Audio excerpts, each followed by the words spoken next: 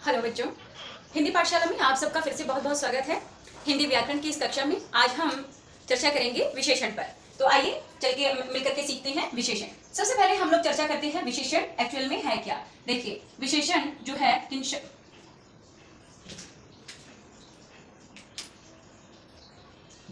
We इसके अंदर उपसर्ग है और शेष मूल शब्द है और अंत इसके अंदर प्रत्यय है। अब जब श का मेल जब न से होता है तो जो है ये बन जाता है ण, तो शब्द बना विशेषण। ठीक है बेटा।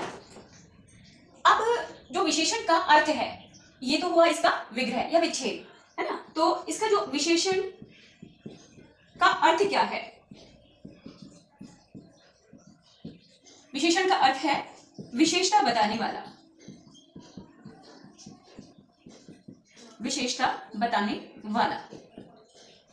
ये तो हुआ विशेषण का अर्थ। अब इसकी परिभाषा पे हम लोग चर्चा करते हैं। परिभाषा क्या है? अभी तक हम लोग परिभाषा पढ़ते आए हैं छोटी क्लासेस में कि जो शब्द विशेषता बताते हैं उन्हें विशेषण कहा जाता है, लेकिन व्याकरण की दृष्टि से देखें तो ये परिभाषा इतनी उचित नहीं है, ना ही ये परिभाषा सटीक है। तो सटीक परिभाषा क्या है देखते हैं। वे विकारी शब्द जो संज्ञा या सर्वनाम की विशेषता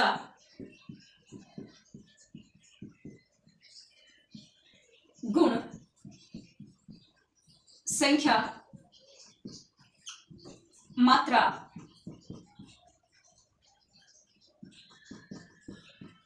परिमाण के आधार पर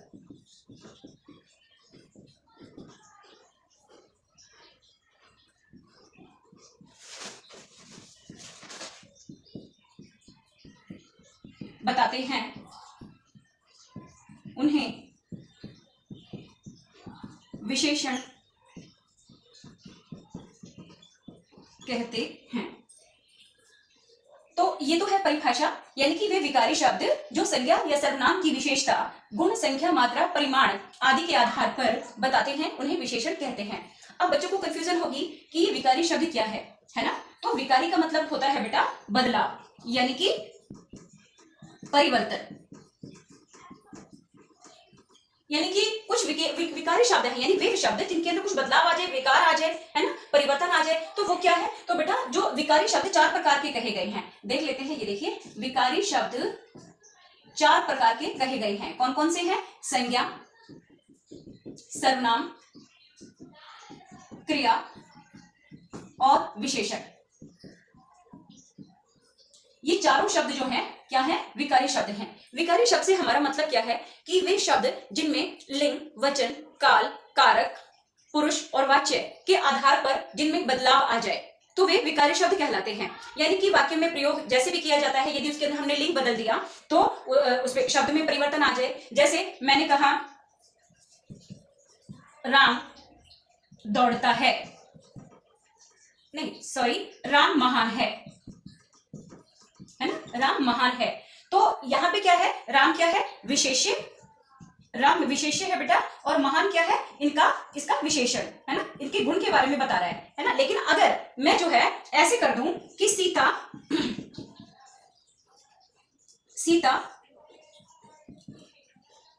महती है, ठीक है, महान का जो विशेषण बनता है, स्त्रीलिंग बनता है, वो महती बनता है, ठीक है। तो सीता महती है, तो जो विशेषण है उसमें विकार आ गया, है ना। मैं कहूं कि राम विद्वान है, यहां पे मैंने कहा राम विद्वान है ना। तो यदि मैं विशेष्य को चेंज करूंगी, यानी मैं अगर कहती हूं सीता, तो यहाँ पे मैंने जो विशेष्य है ये इसको चेंज कर दिया, यहाँ पे मैंने सीता कर दिया, है ना। तो सीता, जब सीता के बारे में जब हम उसके बारे में हम बताएंगे तो हम क्या लिख देंगे? विद्वान का क्या हो जाएगा? विदुषी। तो इस प्रकार से बेटा जब इसमें कोई भी लिंग के आधार पर, यहाँ पे मैंने आपको लिंग के आधार पर परिवर्तन करके बताया है, तो इसी तरीके से लिंग, वचन, काल, कारक, पुरुष आदि के आधार पर जब शब्दों में परिवर्तन आ जाए, यानी विकार आ जाए, यानी कोई बदलाव आ जाए, तो उसे हम जो है विकारी शब्द कहते हैं। तो मुझे लगता है सबको क्लियर हो गया होगा। आगे बढ़ते हैं।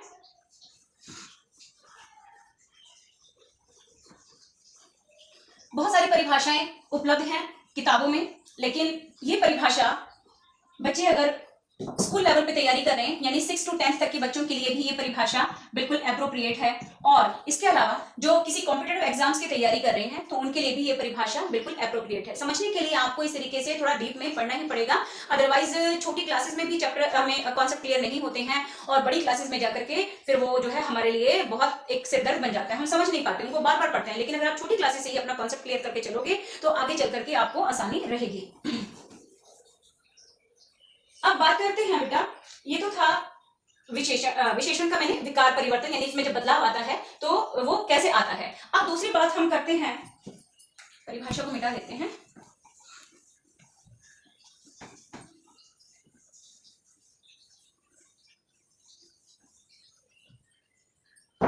जब बच्चे विशेषण पढ़ते हैं तो उनके वो कुछ चीजों को लेकर के कंफ्यूज रहते हैं। वो चीजें क्या है, बच्चे ये समझ नहीं पाते कि मैम ये विशेषण क्या है ना, विशेष्य क्या है और प्रविशेषण क्या है। तो इनको थोड़ा सा हम एक बार समझ लेते हैं, फिर उसके बाद में अपने टॉपिक पे आते हैं। विशेषण यानी कि जो विशेषता बताई जाती है, जो विशेषता बताई जाए, है ना। तो जो विशेषता बताई जा रही है, जैसे काला घोड़ा, सफेद हाथी, है ना, तो यहाँ पे क्या है, सफेद क्या है, विशेषण हो गया, है ना। इसी तरीके से काला घोड़ा में काला क्या हो गया, विशेषण हो गया। तो अब विशेष्य क्या होता है, जिसकी विशेषता बताई जाए, यानी जिसके बारे में जो विशेष बात बताई जाती है उसे हम विशेष्य कहते हैं। जैसे मैंने कहा अभी काला हाथी, सॉरी सफेद हाथी, सफेद हाथी, तो बेटा यहाँ पे सफेद तो विशेषण है, लेकिन हाथी क्या हुआ, हाथी हो गया हमारा विशेष्य। ठीक है, तो विशेष्य में क्या होता है, जिसकी विशेषता बताई जाती है, इसको हम समझेंगे, आप नोट करते रहिए। जिसकी विशेषता बताई जाती है, जिसकी विशेषता बताई जाती है उसे हम विशेष्य कहते हैं। और प्रविशेषण क्या होते हैं बेटा, प्रविशेषण वे होते हैं जो विशेषण की भी विशेषता बताए। जैसे मैंने कहा, यहां पे देख लेते हैं इसका एग्जांपल, जैसे मैंने कहा राम सुंदर है ना। तो अब यहां पे देखो, ये राम क्या है, विशेष्य, और सुंदर क्या है, ये हो गया विशेषण, है ना। अब आप कहोगे यहाँ पे तो विशेष्य है और केवल विशेषण है, तो बेटा यहाँ पे जो हम शब्द अलग से डालेंगे, जैसे मैंने कहा राम बहुत सुंदर है, राम बहुत सुंदर है, तो बहुत क्या हो गया बच्चे, प्रविशेषण, यानी कि जो विशेषण की भी विशेषता बताए। तो यहाँ पे बेटा जो बहुत है वो जो है विशेषण, यानी सुंदर की भी विशेषता बता रहा है। राम कैसा है, राम सुंदर तो है, लेकिन वो कह रहे हैं राम बहुत सुंदर है। तो इस प्रकार से वे शब्द जो विशेषण की भी विशेषता बताएं वो प्रविशेषण कहलाते हैं। और विशेषण जो विशेषता बताई जाती है, विशेष्य जिसकी विशेषता बताई जाती है, प्रविशेषण मैंने समझा ही दिया। यहाँ पे जो विशेषण की भी विशेषता बताएं वो विशेष्य कहलाते हैं, सो वो प्रविशेषण कहलाते हैं। चलिए अब आगे बढ़ते हैं। देखिए, वाक्य में प्रयोग के आधार पर, वाक्य में प्रयोग के आधार पर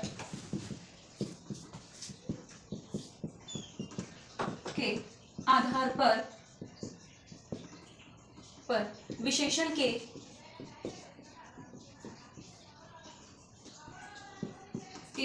दो भेद किए गए हैं।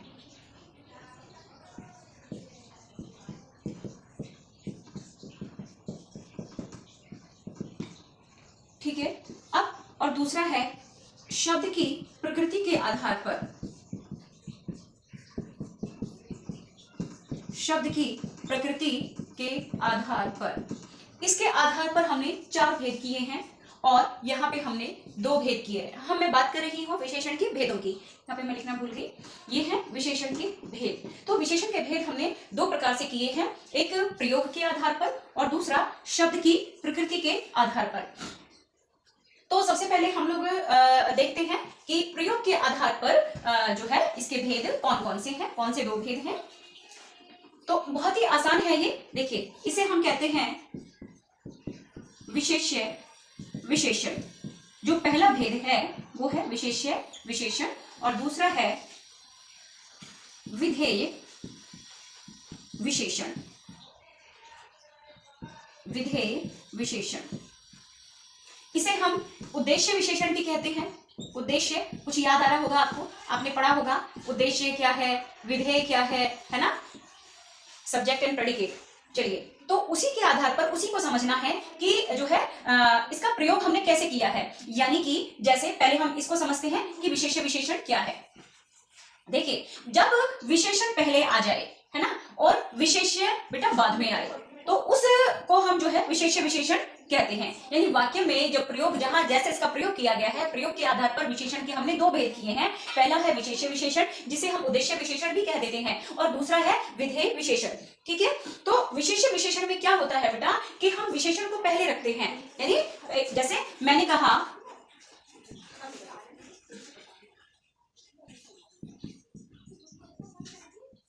कीमती घड़ी, है ना, महंगे आभूषण, महंगे आभूषण, तो यहां पे जो विशेष्य है वो बाद में आ रहा है और विशेषण है वो पहले आ रहा है। तो जहां पे जो है इस प्रकार की स्थिति देखने को मिले तो वहां पे विशेष्य विशेषण माना जाता है। ठीक है, जहां पे विशेषण पहले हो और विशेष्य बाद में हो वहां पे विशेष्य विशेषण माना जाता है, या उसे हम उद्देश्य विशेषण भी कहते हैं। दो एग्जाम्पल से समझ में आ गया होगा। अगला हम लेते हैं, अगला है विधेय विशेषण। विधेय विशेषण।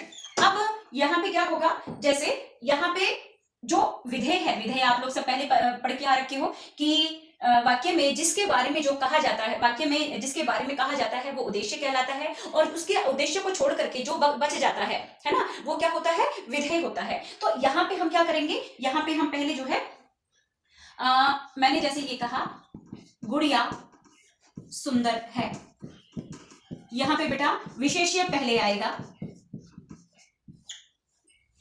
ठीक है, यहाँ पे विशेष्य, सॉरी यहाँ पे विशेष्य जो है, एक मिनट, गुड़िया, हाँ, और ये सुंदर, यहाँ सही हो गया। ये विशेष्य बेटा यहाँ पे पहले आएगा, और जो विशेषण है वो विशेष्य पहले और जो विशेषण है वो बाद में आएगा।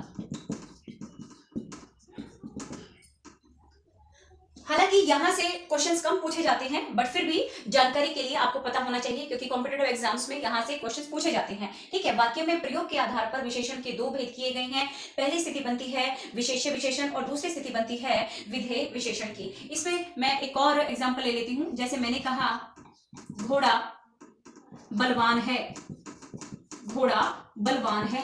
अब यहाँ पे बेटा मैंने क्या किया, ये जो है विशेष्य को मैंने पहले रख दिया और बलवान जो कि उसका विशेषण है उसको मैंने बाद में रख दिया। तो इस प्रकार से जो है उद्देश्य विशेषण की स्थिति यहाँ पे बनती है। तो ये है। इसके बाद में हम करते हैं, अब अपना मेन है जिसको जो हम जो है 6ठी क्लास से लेकर और 10वीं क्लास तक जिसको हम पढ़ते हैं, जिसे हम कहते हैं शब्द की प्रकृति के आधार पर जिसके 4 भेद किए गए हैं।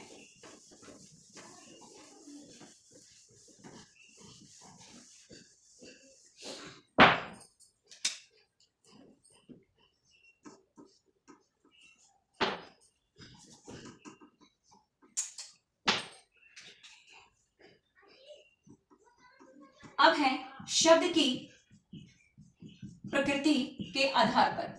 शब्द की प्रकृति के आधार पर हमने कितने भेद किए हैं, 4 भेद किए हैं। अब वो 4 भेद कौन कौन से हैं?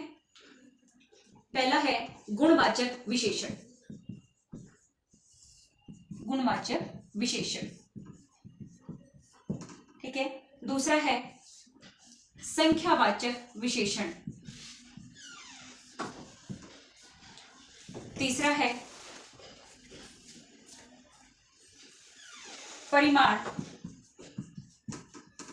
वाचक विशेषण, और चौथा है सार्वनामिक विशेषण।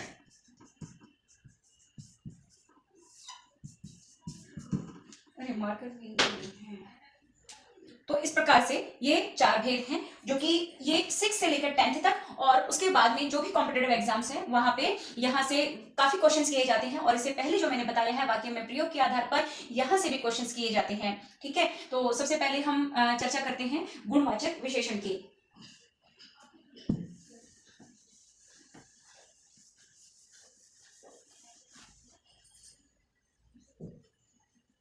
परिभाषा देखते हैं।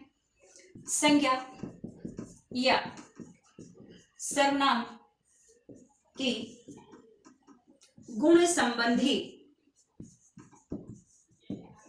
संबंधी विशेषता बताने वाले शब्दों को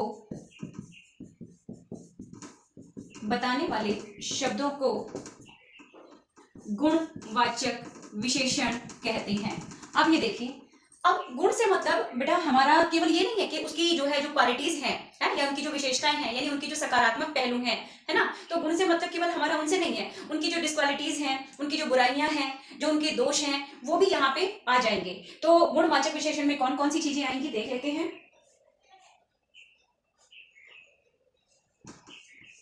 गुण, दोष, रूप, रंग, आकार, प्रकार, दशा, अवस्था, स्वाद, गंध,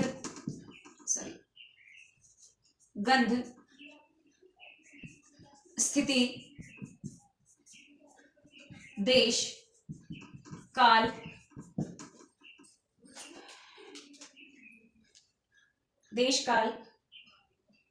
दिशा हो गया, दशा हो गया, दिशा आदि, यानी बहुत सारी चीजें हो सकती हैं ऐसी जिनके बारे में जो है हमें जब पता लगता है तो ऐसे शब्दों को हम गुणवाचक विशेषण कहते हैं। अब जैसे मैंने कहा राम, इसके उदाहरण देख लेते हैं। अब हम जैसे मैंने कहा राम ईमानदार है, तो ईमानदारी क्या है, इसमें जो है इसका गुण है ना। यदि मैं कहूं कि राम बेईमान है ना, राम बेईमान है, तो ये जो दोष है, हालांकि ये कोई गुण नहीं है लेकिन ये क्या है, दोष है। तो जैसे हमने यहाँ पे कहा कि यदि किसी का कोई दोष भी है तो वो भी किसमें आएगा, उसके गुण, उसमें गुणवाचक विशेषण के अंतर्गत ही आएगा। अब जैसे मैंने कहा, मिटा देती हूं मैं इसे,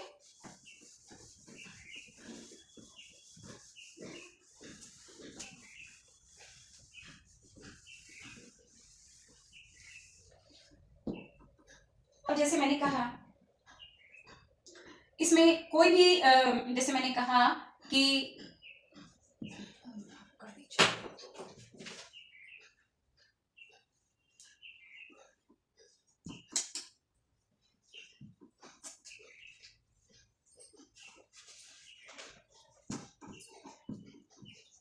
राम दानी है ना।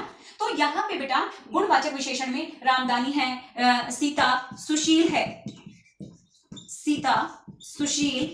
है, ठीक है।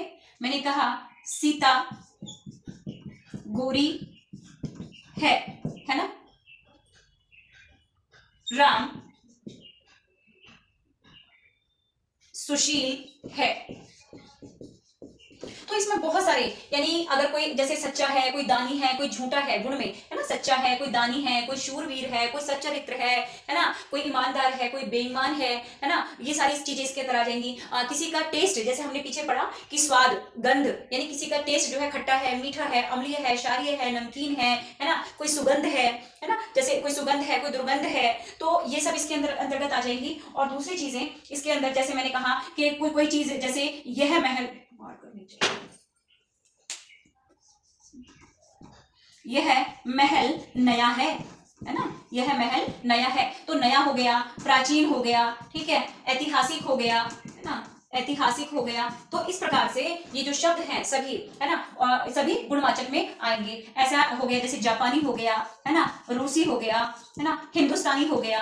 तो इस प्रकार के जो शब्द हैं बेटा, ये सब किसमें आएंगे, गुणवाचक विशेषण के अंतर्गत ही आएंगे, है ना। तो एक जैसे गाना भी है, मेरा जूता है जापानी, ये पतलून इंग्लिशतानी, सर पर लाल टोपी और फिर भी दिल है हिंदुस्तानी। तो आप इस गाने में आप देखें तो जो है हर जगह, हर उसमें पूरी लाइन में, है ना, पूरे उसमें ही जो है क्या नजर आते हैं आपको, विशेषण ही विशेषण नजर आते हैं। देख लीजिए, मेरा जूता है जापानी, है ना, ये पतलून इंग्लिशतानी, ये पतलून इंग्लिशतानी, सिर पर लाल टोपी, सिर पर लाल टोपी, फिर भी दिल है हिंदुस्तानी। समझ में आया? देखो यहाँ पे जापानी क्या है, जूते की विशेषता बताई जा रही है ना। पतलून कैसी है, इंग्लिस्तानी है, पतलून की विशेषता बताई जा रही है। सिर पर जो टोपी है वो कैसी है, लाल है, तो टोपी की विशेषता बताई जा रही है ना। और दिल कैसा है, हिंदुस्तानी। तो ये पूरा का पूरा जो गाना है ये विशेषण पे ही आधारित है ना। अच्छा लगा आप लोगों को? तो चलिए जो है आगे बढ़ते हैं। अब आगे बढ़ते हैं बेटा। अब तक आपने देखा कि गुण संबंधी की चर्चा हमने की है कि गुण संबंधी विशेषण जो भी होते हैं उसमें इस टाइप के सभी वर्ड्स, सभी शब्द इसके अंतर्गत आ जाते हैं।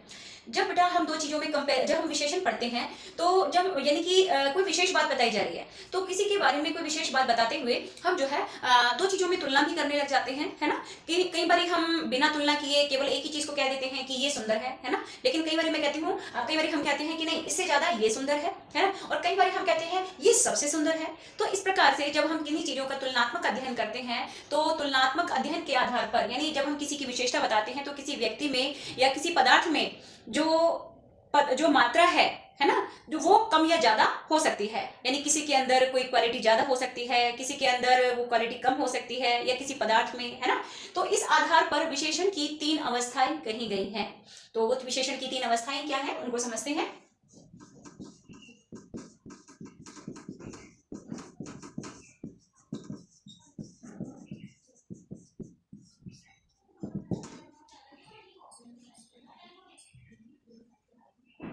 तो इसमें जो पहली अवस्था है बेटे उसे हम कहते हैं मूलावस्था। ठीक है। अब मूलावस्था और दूसरी है, पहले इसको समझ लेते हैं। और इसमें मूलावस्था में क्या होता है कि कोई भी चीज जो है अपने मूल रूप में होती है। जैसे मैंने कहा कि जैसे मेरा जो हाथ है, मैंने कहा हाथ लंबा है, ठीक है। घोड़ा हष्ट पुष्ट है, हृष्ट पुष्ट है, ठीक है। और दूसरा मैंने कहा कि खजूर का पेड़ ऊंचा है।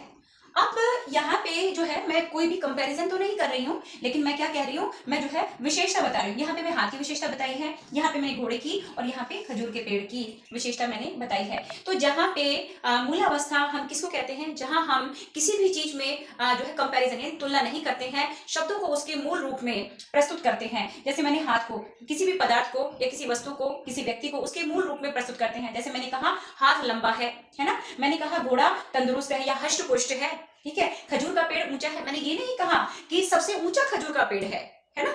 मैंने ये कहा है खजूर का पेड़ ऊंचा है। तो यहाँ पे मूल रूप में यानी उसका जो ओरिजिन है, हम किसी से कंपैरिजन नहीं कर रहे हैं, उसके मूल रूप को जब हम दर्शाते हैं, उसका जो अपना स्वाभाविक रूप है जब उसको हम दिखाते हैं और उसी की विशेषता बताते हैं, तो ऐसे विशेषणों को मूलावस्था जो है विशेषण की जो पहली अवस्था है मूलावस्था कहते हैं। अब इसके आगे हम लोग देख लेते हैं, मूलावस्था के बाद में है फिर दूसरी उत्तरावस्था। उत्तरावस्था। अब उत्तरावस्था में क्या होता है बच्चे, देखिए उत्तरावस्था में जो है दो चीजों में कंपैरिजन किया जाता है। शायद नजर नहीं आ रहा, मैं यहाँ लिख देती हूँ इसको, शायद आपने नोट कर लिया हो।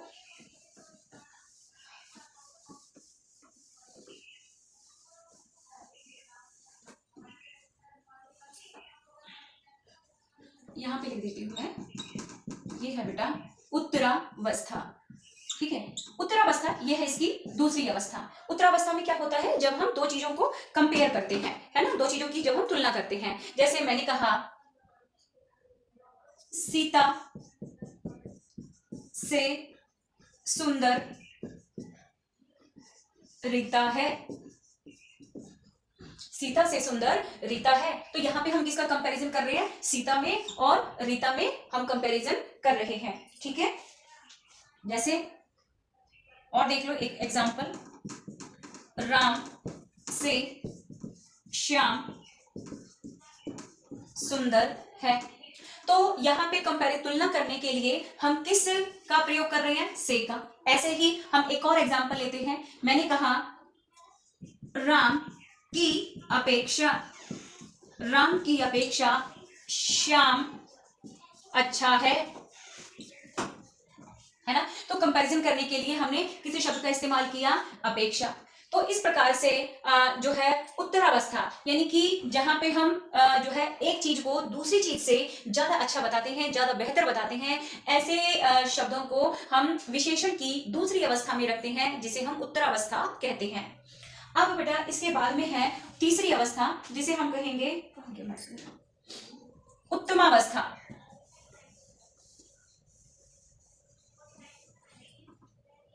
तीसरी अवस्था है उत्तमावस्था। उत्तम यानी उत्तम का मतलब क्या होता है? दी बेस्ट, है ना, सबसे अच्छा, यानी कि जिसे हम कह देते हैं श्रेष्ठ। लेकिन कुछ लोग क्या करते हैं, यहाँ पे भी प्रत्यय लगा देते हैं, कुछ लोग श्रेष्ठतर भी कर देते हैं, जो कि गलत है, या कई लोग जो है श्रेष्ठतम भी कर देते हैं, दोनों ही प्रयोग गलत हैं। कभी भी जो है श्रेष्ठ अपने आप, श्रेष्ठ का मतलब ही अपने आप में सबसे अच्छा है, तो इसके लिए तर या तम का प्रत्यय का उपयोग करना बिल्कुल गलत है, इसका प्रयोग ही गलत है, वर्तनी की दृष्टि से, उपयोग की दृष्टि से बिल्कुल टोटली गलत है।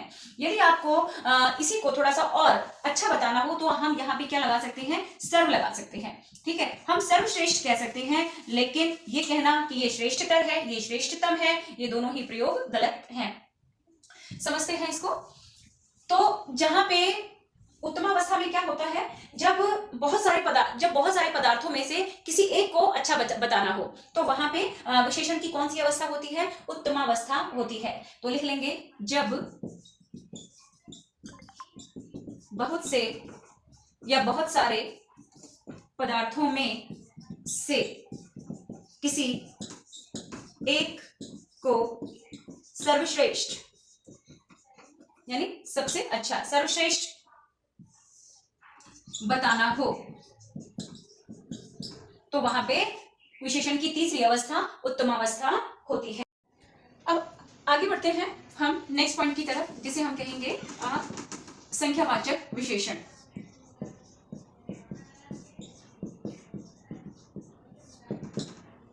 संख्यावाचक विशेषण में क्या होता है कि परिभाषा देख लेते हैं। सबसे ज्यादा जो कंफ्यूजिंग होता है वो यही है ना, संख्यावाचक विशेषण, क्योंकि कई बार यहाँ से क्वेश्चंस भी काफी आते हैं और ये थोड़ा सा बच्चों के लिए कंफ्यूजिंग भी है।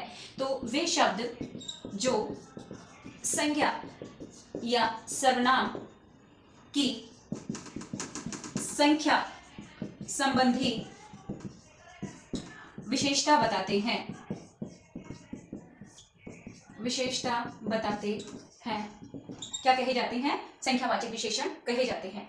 अब ये जो संख्यावाचक विशेषण है, इसको हम जो है थोड़ा डिवाइड करके पढ़ेंगे। ये देखिए, संख्यावाचक विशेषण, है ना। अब इसको हमने डिवाइड किया इस तरीके से। संख्यावाचक विशेषण में जो सबसे पहले आता है कि भाई निश्चित संख्यावाचक विशेषण वाचक, और दूसरा है अनिश्चित संख्यावाचक, अनिश्चित संख्यावाचक।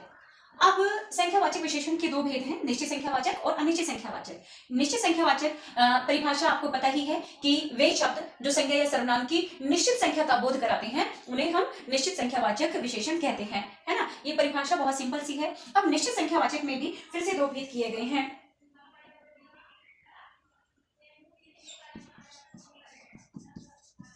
का फिर से भेद है गणनावाचक, ठीक है, और गणनावाचक में पहले इसको देख लेते हैं। गणनावाचक के बेटा फिर से दो भेद हैं, वो है आपके पूर्णांक, नहीं, गणनावाचक के फिर से दो भेद हैं, हाँ, पूर्णांक बोधक और दूसरा है अपूर्णांक बोधक। अपूर्णांक बोधक। अब यहाँ पे क्या है कि पहले इसी को समझ लेते हैं। गणनावाचक में फिर से जो है हमने इसके भेद किए हैं। पहला भेद है क्रम वाचक और दूसरा भेद है बेटा आवृत्ति, आवृत्तिवाचक, ठीक है, और तीसरा भेद है बेटा समुच्चय, समुच्चय बोधक, और चौथा भाग है बेटा प्रत्येक बोधक, या जिसे हम विभाग बोधक भी कह देते हैं, विभाग बोधक भी कह देते हैं, है ना। विभाग यानी भाग करने वाला, विशेष यानी डिस्ट्रीब्यूट करने वाला, बांटने वाला। तो इस प्रकार से बेटा संख्यावाचक विशेषण के दो भेद कहे गए हैं, निश्चित संख्यावाचक विशेषण और अनिश्चित संख्यावाचक विशेषण। सबसे पहले हम निश्चित संख्यावाचक विशेषण को लेकर के चलेंगे और इसके भेदों पर हम जो है नजर डालेंगे। तो निश्चित संख्यावाचक में जो है क्या है, काउंटिंग होगी यानी गणना, है ना, और वो गणना जो है पूरी भी हो सकती है और यानी जिससे हमें निश्चित संख्या का पता लगे, और वो गणना बेटा जो है अधूरी भी हो सकती है यानी कि कंफ्यूजिंग भी हो सकती है, जिसमें हमें निश्चित संख्या का पता ना चले। तो इसी के आधार पर हम इस पॉइंट को डिस्कस करेंगे। अब ये मैं मिटा देती हूं।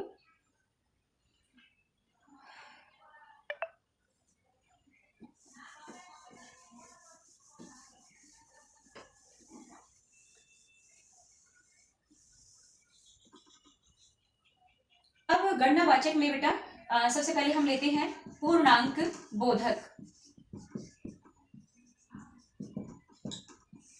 पूर्णांक बोधक में क्या होगा बेटा, जो है पूरे अंकों का जो बोध कराए, है ना, तो वो कौन सी संख्या हो सकती है, जैसे 1 है, 2 है, 3 है, 4 है, 5 है, 6, 7, 8, 9 और 10। ये इस प्रकार से जो है पूरी संख्या का इनसे हमें पता लगता है। जैसे मैंने कहा कि जो है सभा में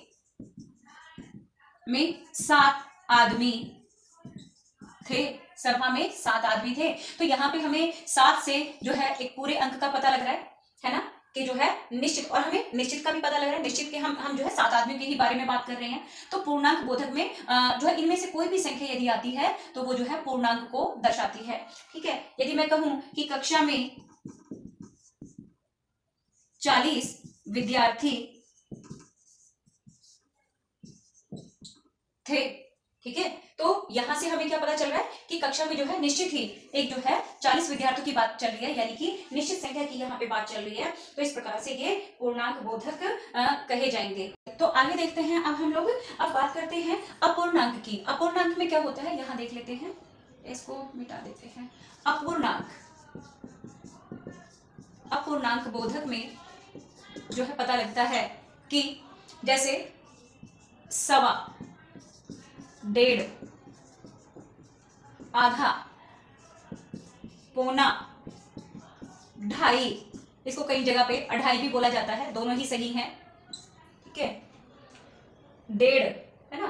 तो इस प्रकार से ये अपूर्णांक संख्याएं मानी जाती हैं। तो इसकी परिभाषा क्या हुई, कि परिभाषा इसकी बनती है बेटा कि इस विशेषण से जो है पूर्ण संख्या के, है ना, अपूर्णांक बोधक में जो परिभाषा बनती है कि वे शब्द जिनसे पूर्ण संख्या के किसी भाग का पता चलता है तो उन्हें जो है हम क्या कहते हैं, अपूर्णांक बोधक संख्याएं कहते हैं। ठीक है, तो कहने का मतलब क्या है कि जो सवा है वो क्या है, एक पूर्ण संख्या का, यानी कि जो एक संख्या है उसका सवा, यानी कि उसका कुछ अंश, है ना, और 1.5 क्या है, यानी एक पूर्ण संख्या का जो है कुछ भाग, है ना, और आधा क्या है, पूर्ण संख्या का वो भी आधा भाग, है ना, पौना, 2.5, 2.5, है ना। तो इस प्रकार से यदि मैं कहूं 3.5, ठीक है, मैंने कहा 5.5, तो जो अपूर्णांक हैं वो जो है पूर्ण संख्या के जो है आधे या पौने या 1.5 गुने या 2 गुने या 2.5 गुने, इस प्रकार से उस पूर्ण संख्या का एक अंश होता है ना। तो इस प्रकार से उनको जो है हम अपूर्णांक बोधक में रखते हैं। पूर्णांक बोधक में हमेशा पूरी संख्याएं आती हैं, जैसे 1, 2, 3, 4, 5, 6, 7, 8, 9, 10, है ना, 12 या 40, 50, इस प्रकार से ये पूर्णांक संख्याएं मानी जाती है। आशा है आप लोगों को समझ में आ रहा होगा। अब इसको मैं मिटा देती हूं।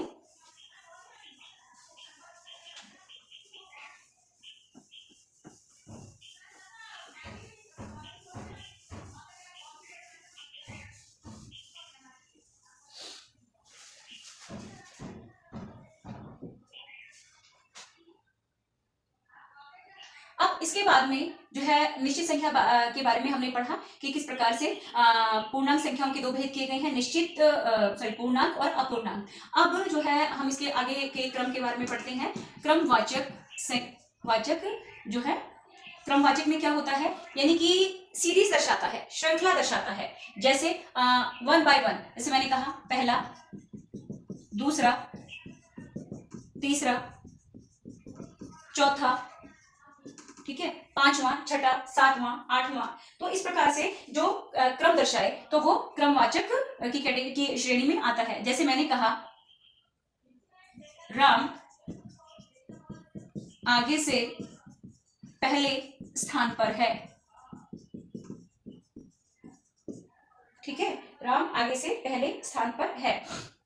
या सीता का कक्षा में दूसरा स्थान है ना, तो या रीता का कक्षा में तीसरा स्थान है। तो हम क्रम की बात करें तो इस प्रकार से पहला, दूसरा, तीसरा, चौथा, पांचवा, छठा, सातवां, आठवां, नौवां, 10वां, इस प्रकार से कोई भी क्रम हो सकता है, 11वां, 12वां, 13वां, 14वां, 15वां। तो इस प्रकार से क्रमवाचक के अंतर्गत ये सारी चीजें आती हैं। अब हम बात करें इसी के अगले पॉइंट की, जिसे कहा गया है आवृत्ति सूचक। आवृत्ति का मतलब क्या होता है कि जो है रिपीटेशन, यानी रिपीट करना। जैसे दोहरा, तिहरा, है ना, और मैं बात करूं दोगुना, तिगुना, चौगुना, चौगुना। तो इस प्रकार से दोगुना, तिगुना, चौगुना, दोहरा, तिहरा। जैसे मैंने कहा कि कपिल ने दोहरा शतक जड़ा या जड़ दिया या लगा दिया, ठीक है। तो यहाँ पे जो दोहरा है ना, तो वो किस श्रेणी में आएगा, आवृत्ति सूचक की श्रेणी में आएगा। फिर इसके बाद में हम बात करते हैं प्रत्येक बोधक की।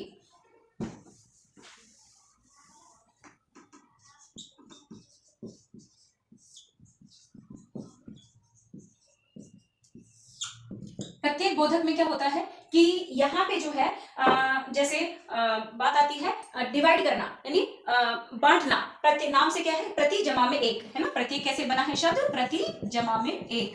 क्या बन गया शब्द, प्रत्येक, यानी कि हर एक को। इसी को हमने विभाग बोधक भी कहा है ना, विभाग, यानी हर एक में बांटना। जैसे मैंने कहा